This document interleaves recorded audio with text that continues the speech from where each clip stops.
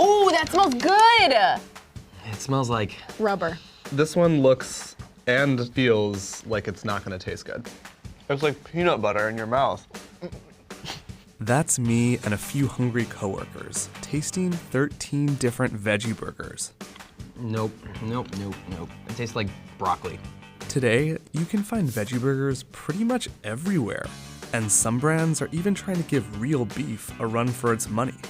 But how do they all stack up? And are they really that much healthier than the real thing? That's what I set out to discover. Let's go hunt some veggie burgers.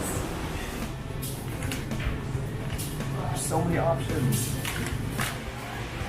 In grocery stores, I found your typical brands like Boca and Morningstar.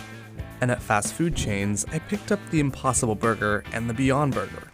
And after that, there was nothing left to do but eat and rank which burgers reigned supreme.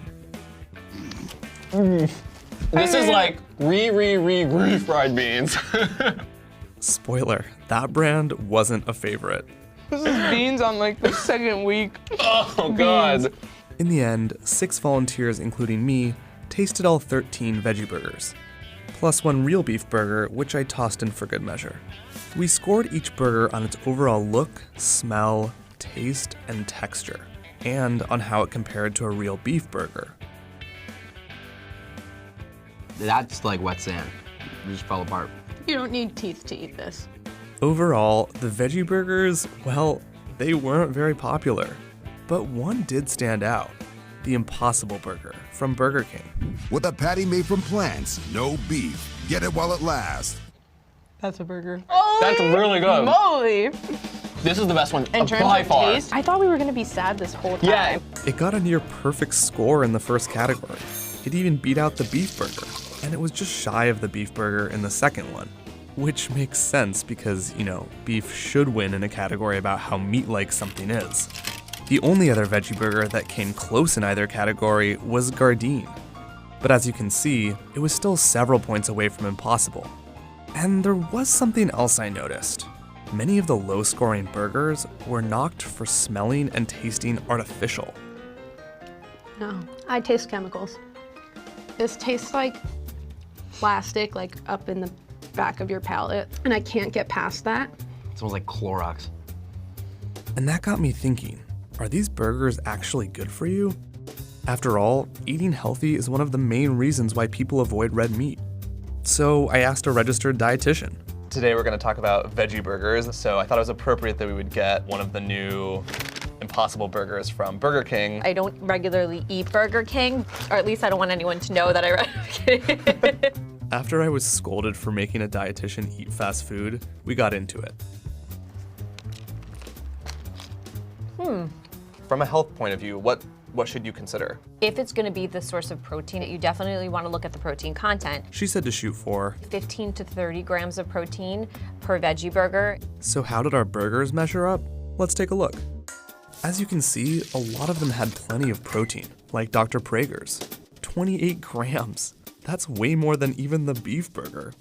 And while a lot of veggie burger protein comes from soy, Moskovitz said that's not a problem.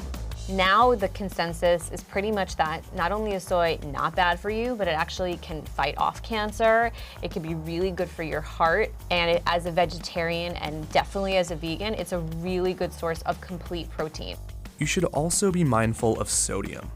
The average healthy adult should try to keep it under 2,300 milligrams of sodium per day. So if the veggie burger is clocking in at over 600, 700 milligrams of salt, that's also something to consider. Now, all 13 veggie burgers did have more sodium than the beef patty, but they were still well below that 600 milligram mark.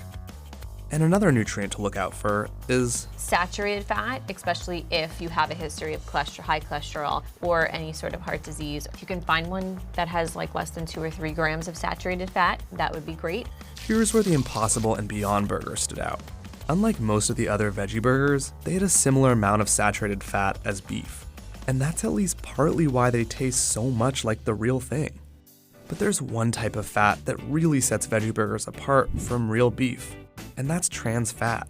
The one thing you'll ever hear a dietitian say, don't eat ever, is trans fat. You know, everything in moderation except for trans fat. It increases your bad LDL cholesterol and it decreases your good HDL cholesterol.